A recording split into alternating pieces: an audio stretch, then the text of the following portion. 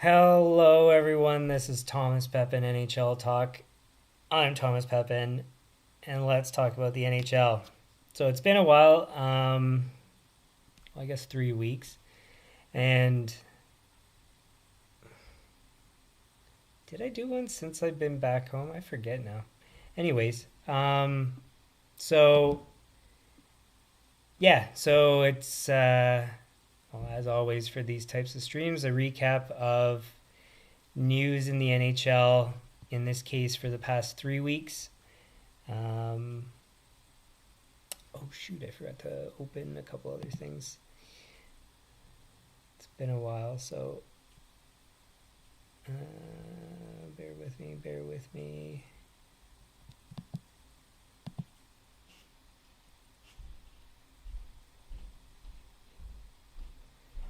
Okay, I think that's good now. Yeah, so anyways, recapping the past 3 weeks in NHL news. So same sequence that we'll go through. So major news, and then things like suspensions, injuries, and all that kind of stuff. So, anyways, let's get to it.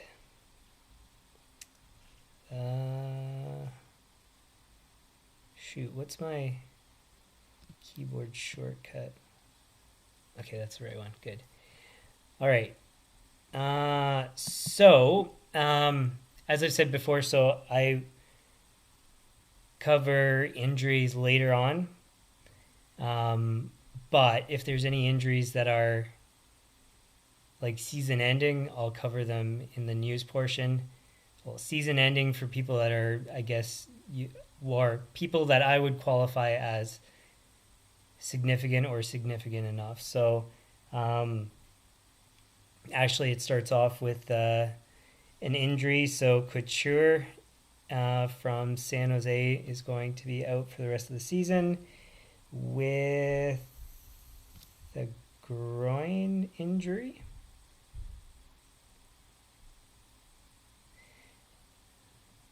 I think that's what I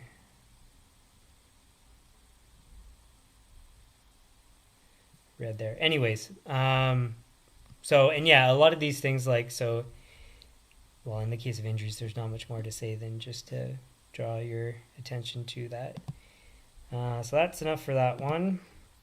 This one was very interesting. So it seemed as though Kessel was going to get signed by Vancouver because he was practicing with their AHL team.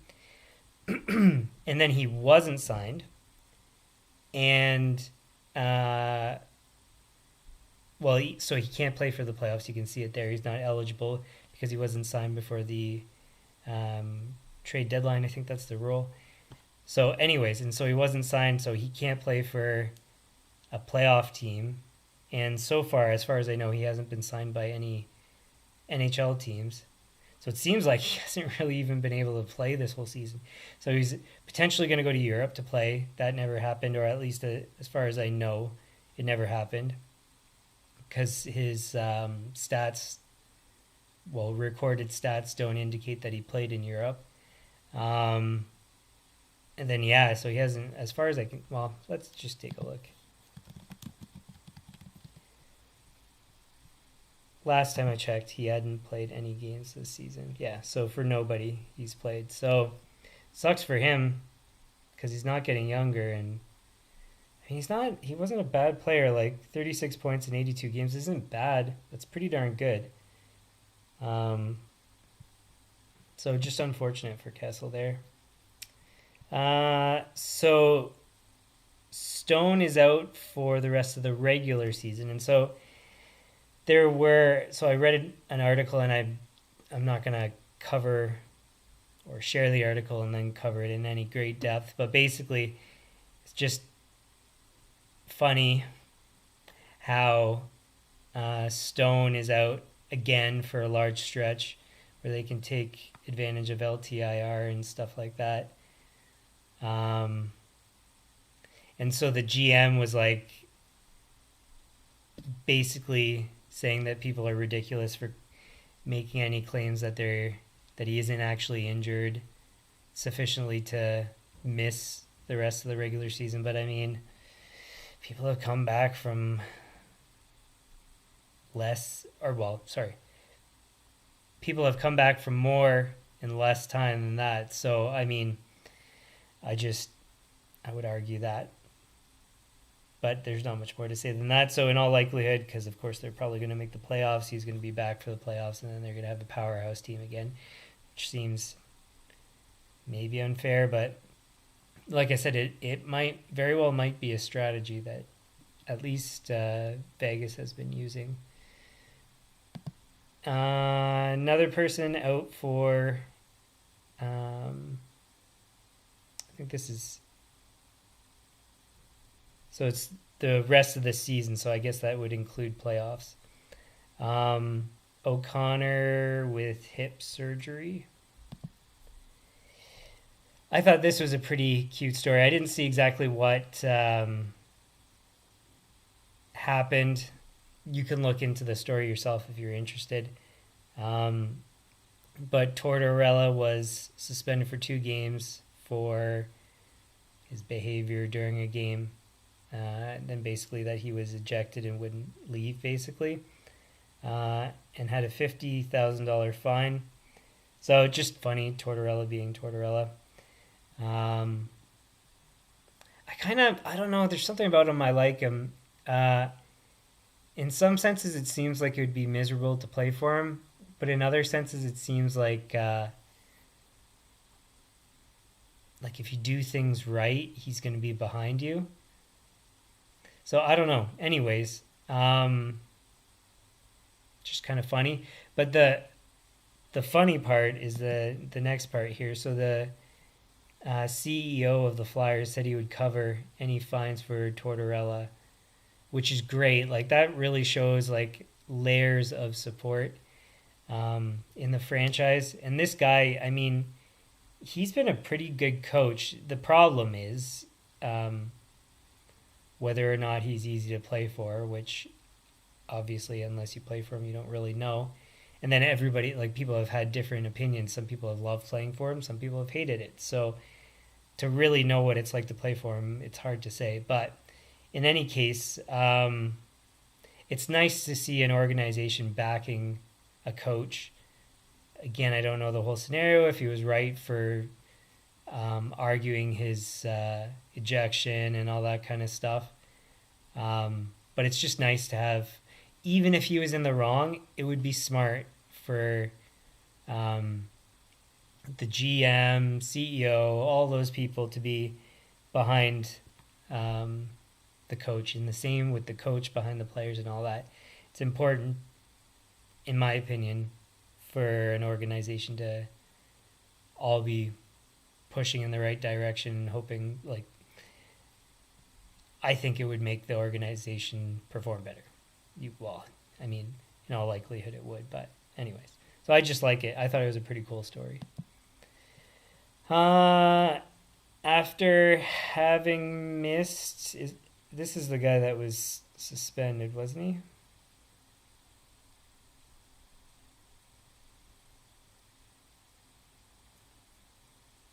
No, it's not Norris, is it?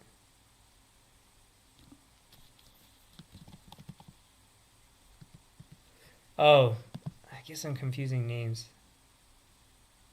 Who's the guy that was suspended?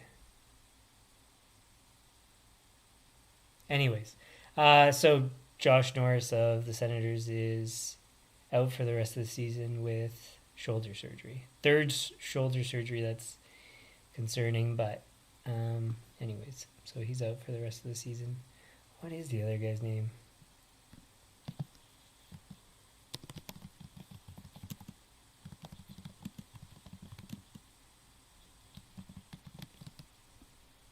Shane Pinto. Anyways.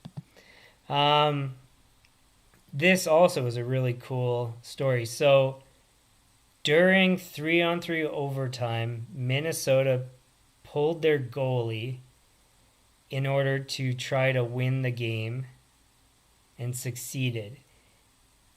It's risky, but the whole point is if they wanted to get back into the playoff picture and against a team that they're trying to chase, it would be like if it's either you're giving up or you're gonna go for it like this, and they went for it. So good on them, and just another example of like where strategies kind of evolve over time.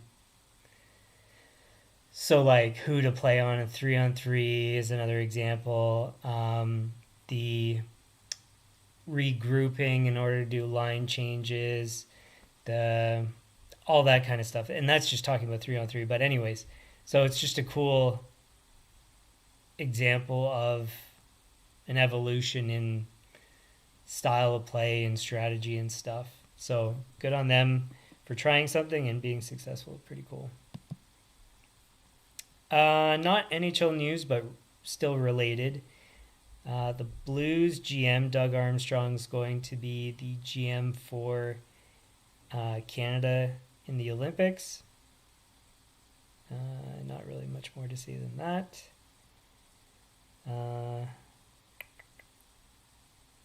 Well, I guess Getzlaf is going to be part of the team. Scott Salmond, he's also part of the group. This would have been, I guess, relevant news at the time, but and there's going to be another example of this later. So St. Louis, coach of Montreal, stepped away for family reasons, and then was back on the 26th. So 10 days. So anyways, it's relevant. This one's a interesting story. So we're really wondering what's going on with the Coyotes. So anyways, from Friedman, Sportsnet reporter, it's quite possible that the Coyotes will relocate if they lose in land auction for land to put their new rink on. It gives more information in the article here, but anyways, so but I mean, we already kind of knew that if you can't get things in order, because I think haven't they played? Is it the University of Arizona?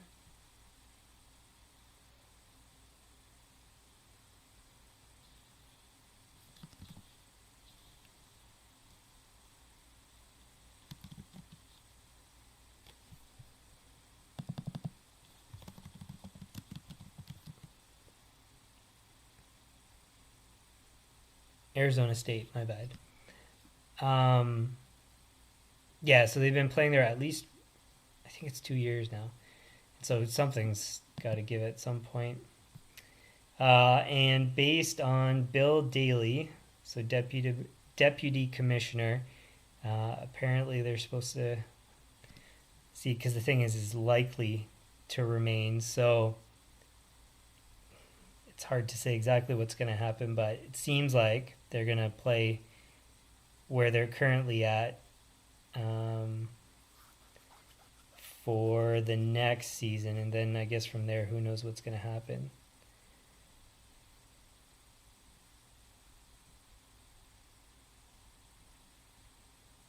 And then so I guess we're still waiting on the auction. I don't know.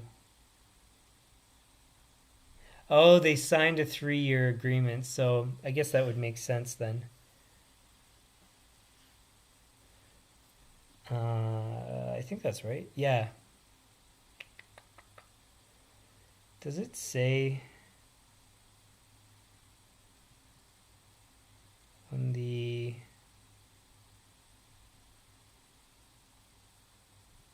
auction is to be decided? I guess not. Oh, June. Okay, there we go. So, yeah, so I guess we'll know in June what's going to happen with Arizona.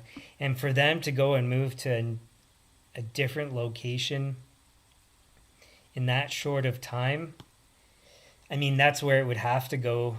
Well, it could go. I was going to say it could go temporarily to a place with a rink like Quebec or whatever, but I don't think they would do that. I think they'd go somewhere permanently.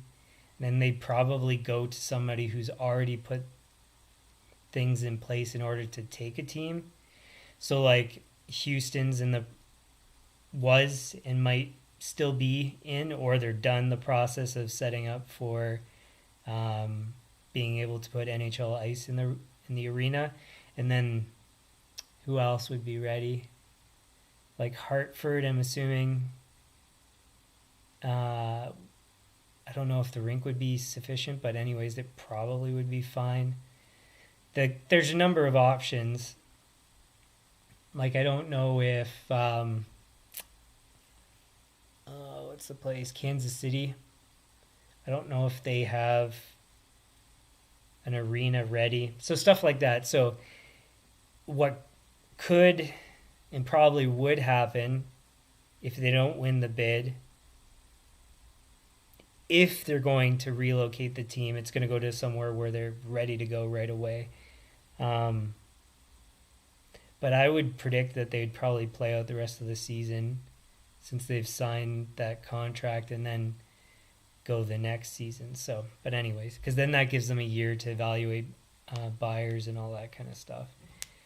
So anyways, just an interesting story, as it has been, wondering where the team's going to go, if it's going to go anywhere, because they seem to insist on wanting to keep it there, but it doesn't seem like it's working. Wayne Simmons retired and then is going to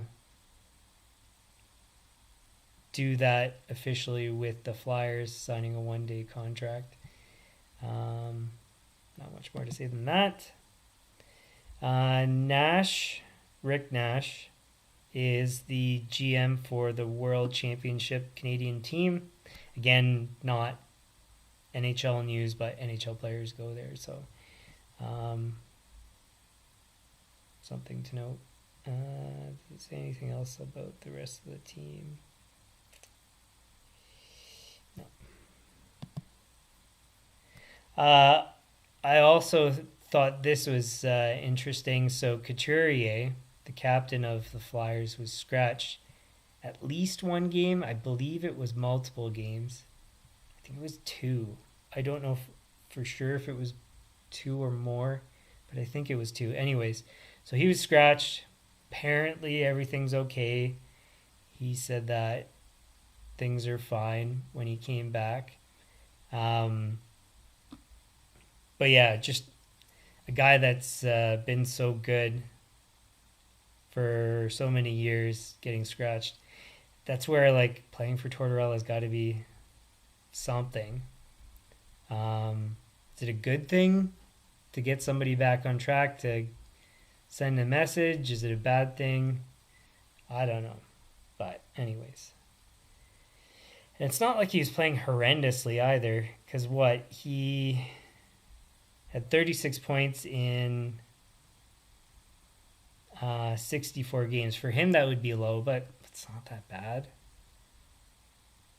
So, anyways, interesting story. And especially going back talking about Tortorella, if he's a good guy to play for or not, and all that kind of stuff.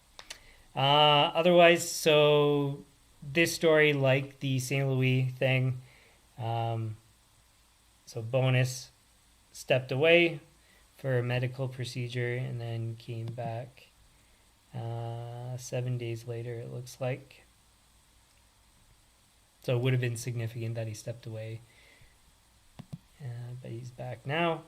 Another thing so going back to the Vegas subject about Stone being out for the rest of the regular season, there were talks during the GM meetings about LTIR rules, and like, so where your team has to be under the cap during the playoffs. And then so the GM of Vegas argued that his team was under the cap during all of the playoffs. And I mean, I would have to investigate it in greater depth to know. And to be honest, it's outside of my knowledge, expertise, and I don't really care all that much. I'll take his word for it. But it's he. See, the thing is you could be playing around with the wording. So yeah, you were under the cap, but is it because it was prorated based on when you got the player, like all that kind of stuff, and is it really true? So again, I'd have to look into it, and it's not something I'm going to. But it appears as though, in my opinion, people take advantage of LTIR, and there were talks about adjusting the rules based on the headline. Nothing is pending, but they were speaking about it. And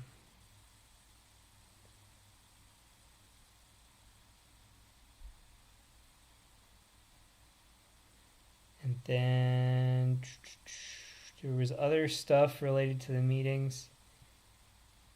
Yeah, this is where the GM of Vegas talked about it. Tampa had a similar thing with Kucherov.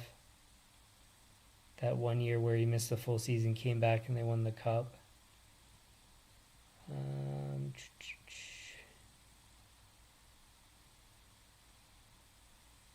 Oh, I thought they talked more about the rest of the stuff. Anyways, they talked about different rules, like I think it was like overtime and things like that, but it doesn't seem like there's any pending rule changes, basically.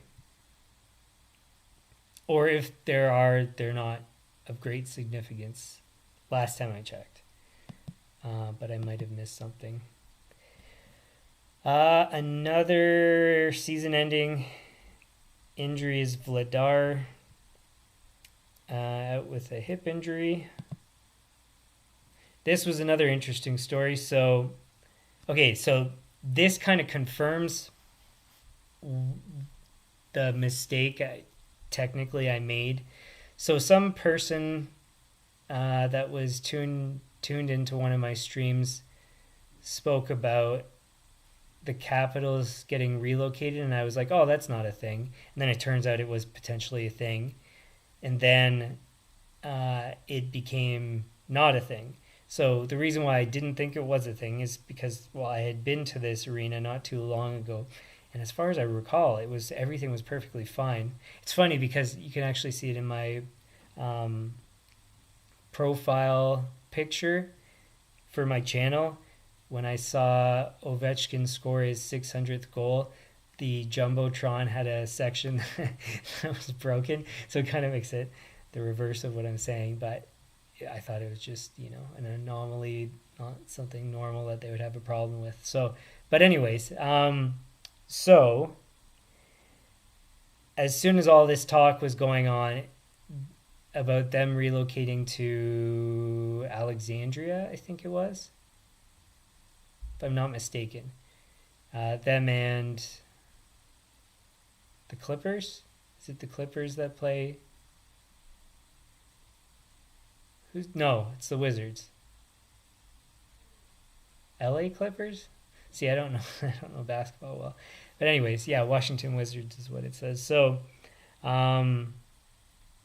there's apparently an agreement for them to stay in DC through to 2047 because of funding to so it was to Alexandria they were going to move, and because there was funding to renovate the arena, and then so as a result they have a lease term to 2047. And anyways, I guess basically they're trying to get out of it to a better location, and then they're kind of stuck. So this first article talks about how they're like, hey, wait, what are you guys doing? And then in the second one, it confirms that the Capitals and the Wizards are staying in DC. So I guess with more funding, and then keeps the team in the district through 2050. So that seems basically in line with what I was expecting way back originally when I would question whether this was a story.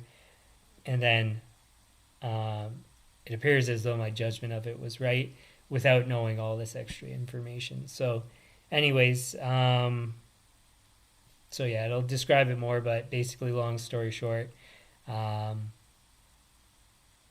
Capitals aren't going anywhere. In terms of location, obviously not like franchise move or anything like that. So this one, I don't fully get all the rules, and the article didn't explain things to any great depth that I would have liked to have known. Basically, it has to do with, like, I think rights of players and team rights for contract ownership and things like that. Basically, changes related to players who opt to play in junior hockey in Canada. Well, the league is Canadian, but there's some U.S. teams, versus going to college hockey. And so anyways, it seems as though, based on what I understand, that they're speaking of modifying the rules so that it's more consistent and fair for both I was going to say leagues. I guess you could say that. Just so that it's fair across all the different places that could have players. So, anyways, so it's not, nothing exists, it looks like. And I think it might change depending on how it goes. Like, if they shorten the length of rights ownership of teams or lengthen it to the longer one, like, obviously that's going to have different ramifications on players, organizations. So, for example, if you own the rights for, because I think it said something like 4 years for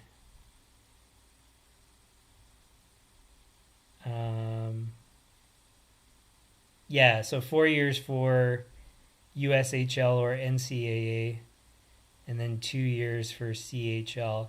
So it's like, I mean, that's a big difference in terms of holding rights of players. So anyways, we'll see what happens. But for things like that I'm interested in, so like management stuff, it's something of interest to me to keep an eye on. Another season-ending surgery for Scott Mayfield. That really sucks. That's a big loss for the Islanders, especially in their push to try to make the playoffs. So that's that. Tournier is going to be the coach for Canada at the Worlds. And it talks about Crosby and Bedard potentially going and playing, but of course that never really gets decided until teams miss the playoffs. Does it say who's going to coach with him? No, I don't think it specifies. But anyways, again, not NHL news, but related to the NHL. Ethan Bear, another player to take advantage of the player assistance program. So he's going to be away from playing for the Capitals. And then I think this is the last piece of main news. So Fedotov, a person who was drafted by the Flyers, when was it? A while ago. I think it said something like 9 years ago. Yeah, 2015. So his contract was terminated in the KHL, and he's going to go play for the Flyers. It says that he's going to be going as a backup. And so he was pretty good, it looks like. So I just read a bit of his stats and stuff. So he was named best goalie in the KHL. Won a Gagarin Cup championship with a stellar save percentage in the playoffs. So he's trying to evade compulsory military service, and then I guess, and he missed the season. So anyways, and so he's, I guess, hoping to get away from all his stuff related to living, being from Russia, to getting out to the States. So, yeah, anyways, he could be a really good goalie. So we saw what happened with Sorokin and the Islanders, kind of similar pedigree in terms of like track record in the KHL. Maybe not as high performing, I would argue, in terms of like, well, it looks like at least wins and things like that, but his save percentage is quite good for being on teams that weren't that good. So anyway, so he could turn out being a stellar goalie in the league. I wonder how tall he is, because in that picture he looks like a monster. 6'6", holy jeez.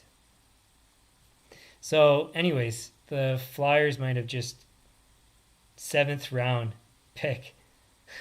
They must have just, or they might have just struck gold getting him. Yeah, and his save percentage throughout the KHL time was like as good as it gets. So anyway, so we'll see what happens with him going over to the Flyers. All right, now for our last stream, it was, so it's 1, 2, 3. We would have been back from,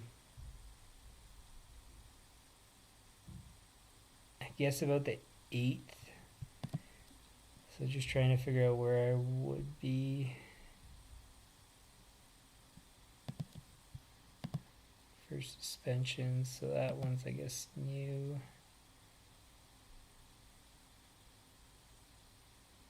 So I might have missed some because I can't go further back. So Rempe, I think that's how you pronounce it, was suspended 4 games for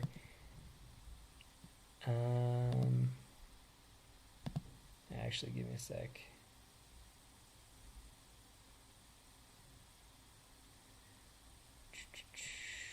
Might as well pull them all up.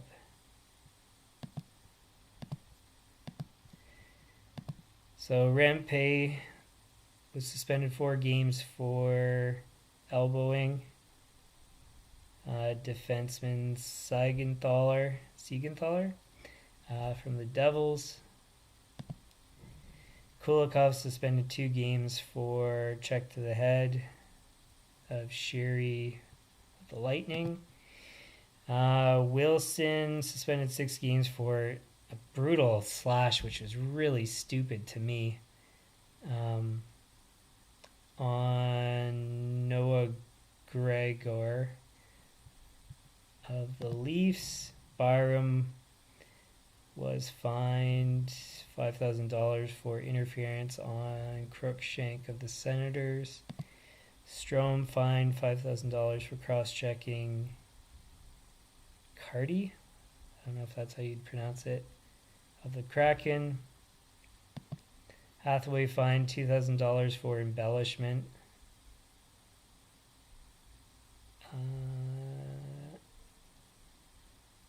In a game against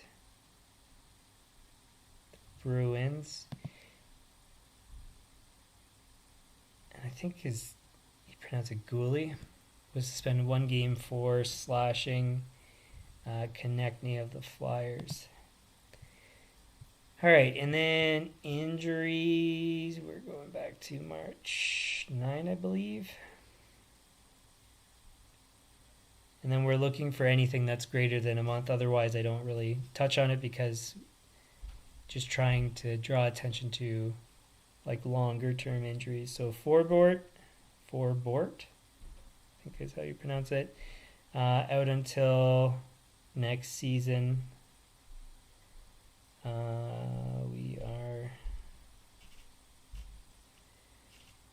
so Hart and out until next season. McLeod out until next season, and Foot out until next season. I don't know if those were certain last time I covered this, but they're all related. Oh, and Dubé, I believe, is related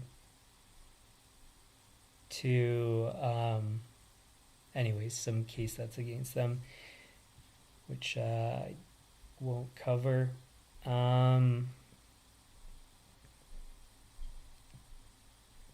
March. So Landeskog's out until May 10, so he might be back for the playoffs, it seems like. Norris we already covered. Brian Ellis out until July 1, so that's the rest of the season, but I think that was already known.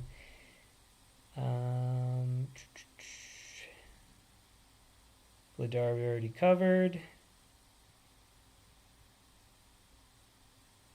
O'Connor we already covered. Mayfield we covered.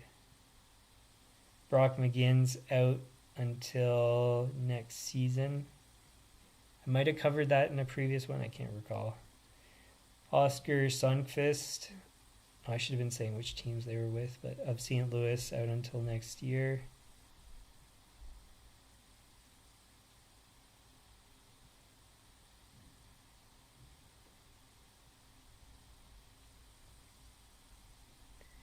Then that's it for all the long-term injuries.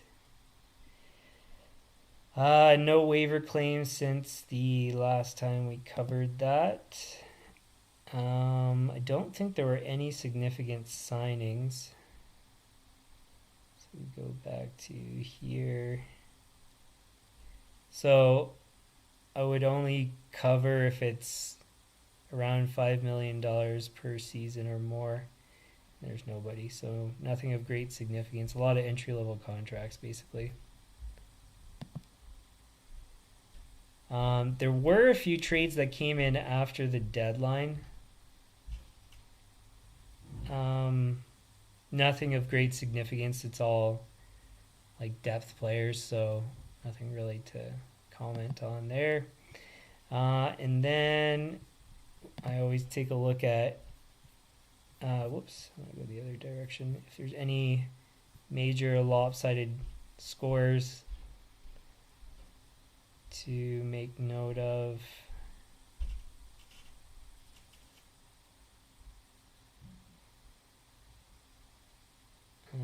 7-0 Lightning over Flyers, that's pretty lopsided. Blackhawks over Coyotes, 7-4, that's pretty high.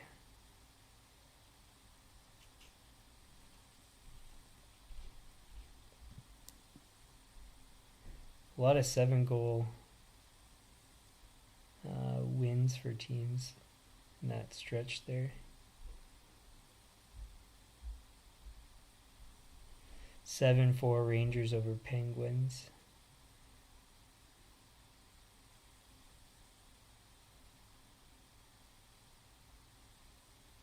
(8-2) Predators over Sharks. That's pretty crazy. 8-3 Oilers over Sabres. I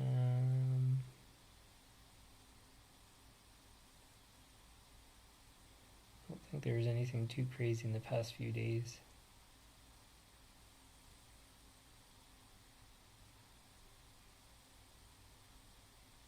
Yeah, so that's about it. One of my favorite parts is now where we take a look at my predictions before the season versus this point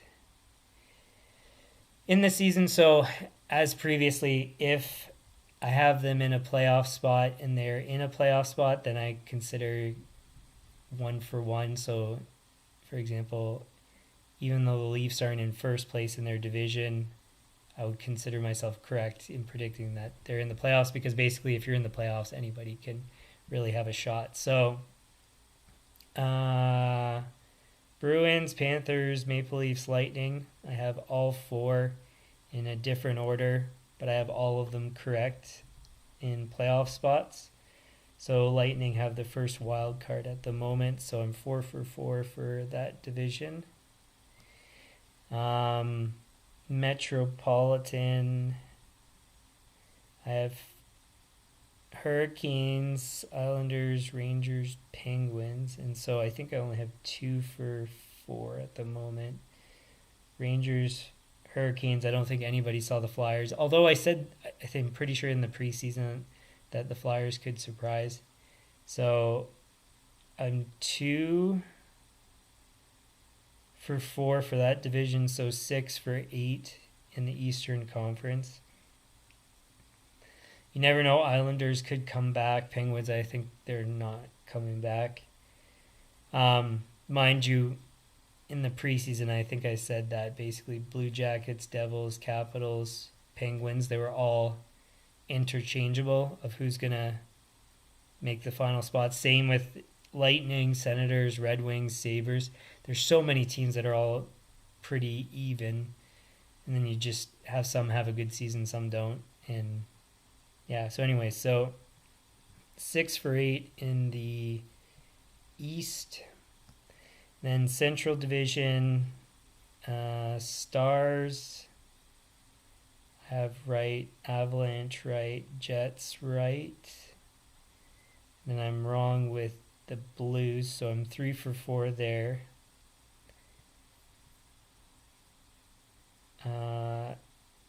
Blues are within range, but I mean, they've got a lot of work to do to get close. And then Pacific Division, I don't know anybody who would have predicted the Canucks, but I have Oilers right, Knights, and Kings right. So I'm, again, 6 for 8 in the West. So 12 for 16 in predicting who's going to make the playoffs. And so, as I've said previously, that's basically, I don't think you can really consistently do better than that. It seems like every single season I put in my predictions, I almost always get 6 to 7 right per conference. To get all 8 right, it would be a rare case. And then also, I forget what the stat was. I think it's, give me a sec, I'll go find it. I know I've said it before, but I want to be accurate here. Where do I have it? I think it's here. Yeah, so from one season to the next, over the past 5 seasons, not including most recent seasons because once I stopped doing sports betting. So over a 5-year stretch that I looked at, the average was 6 teams that there were 6 teams of turnover from one playoffs to the next. So from one season to the next, 6 teams didn't make the playoffs and 6 new teams did. So yeah, some pretty, well, what is it? 6 for 16 is like a third of the teams. It's a big chunk of teams. So clearly it's very difficult to predict who's going to make the playoffs from one year to the next. But so, I mean, to get at this point, and it seems like it's probably going to be pretty close to the final result.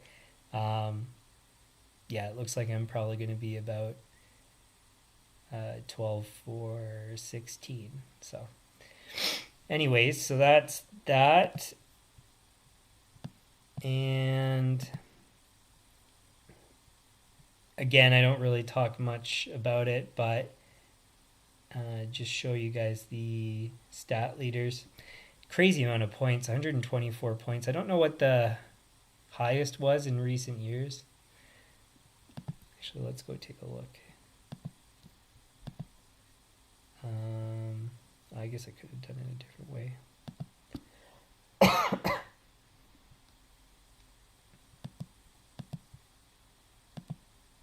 Let's go back to, let's just do that.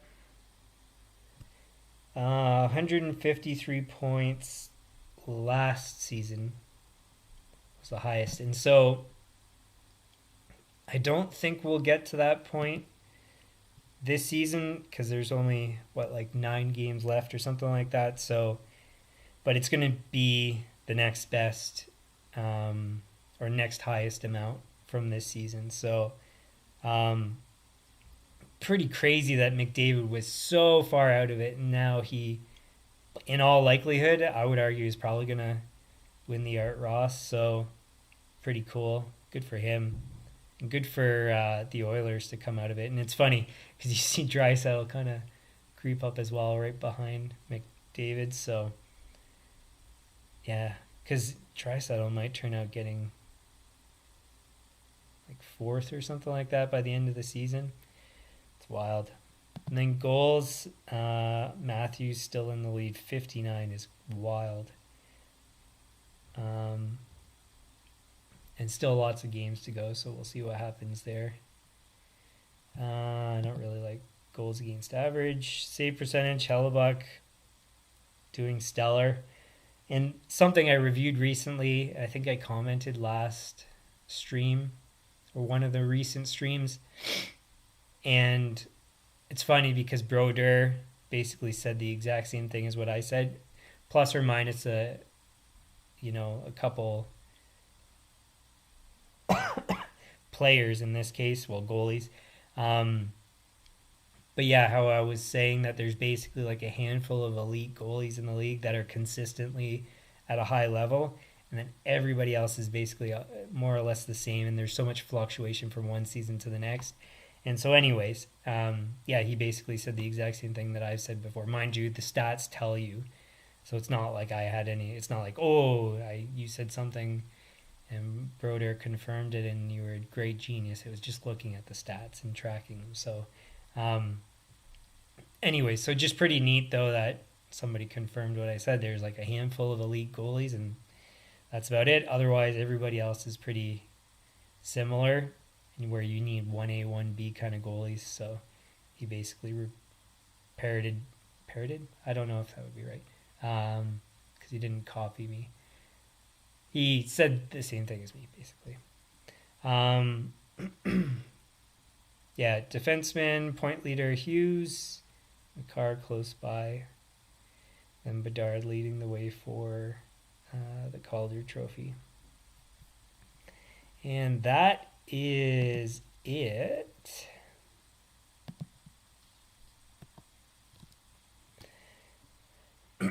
So not much else to, well, actually I covered all the news stuff. I don't know how long it took compared to normal. What time did I start at?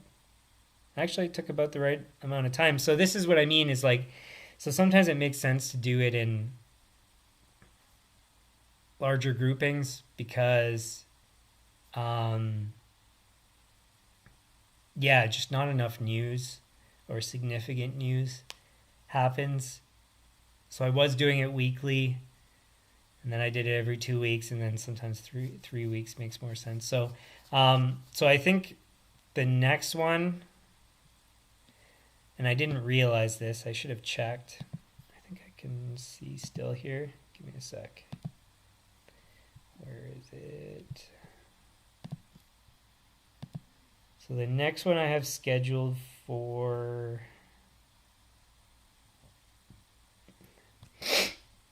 the 12th. Playoffs start, I think it's the So I think the regular season ends around the 16th or something. So what I might do is not on a Friday. I'll do the last bit of the season. And then I think what I'm going to do is recaps of each round of the playoffs. Because otherwise, I mean, to do it weekly, you're going to have some series that are going to be done. Other ones are still going. It just makes more sense to do a recap of each round. So I think that's what the plan's going to be for the rest. So, yeah. So next one's going to end the season. So for the rest of the games till the end of the season, whatever the date is, I'll figure that out and then reschedule that. I didn't think about it because I just got into the routine of every 2 weeks. And then, yeah, so it'll be after each round. I'll do a recap of the round, including the news. But typically there's not a crazy amount of news in the playoffs. It's just the results. Also, I think, yeah, so once the season's done, I'll also give my predictions knowing the playoff matchups. Give my predictions of who's going to win each round, then who's going to win the playoffs. So yeah, I'll do that all in the last one of the regular season. And what else? Yeah, I think that's it. And I was going to talk about other things because franchise mode, at some point we're going to be switching over to a new series where I'm going to be doing an expansion team, but that we're still I think it's 3 seasons away. So, and then it's usually about 7 streams per season. So it's probably 5 weeks away. So I guess I'm kind of getting ahead of myself there for that. But I'm excited to start a new series, or a new series, approaching it from a different way. But then it's going to turn out being essentially the exact same thing. But yeah, so that's coming up. I guess that's about it for news. So that's where we'll leave it. If you like the stream, hit the like button, share with your friends, subscribe, turn on notifications. The channel homepage has upcoming streams on regular NHL content.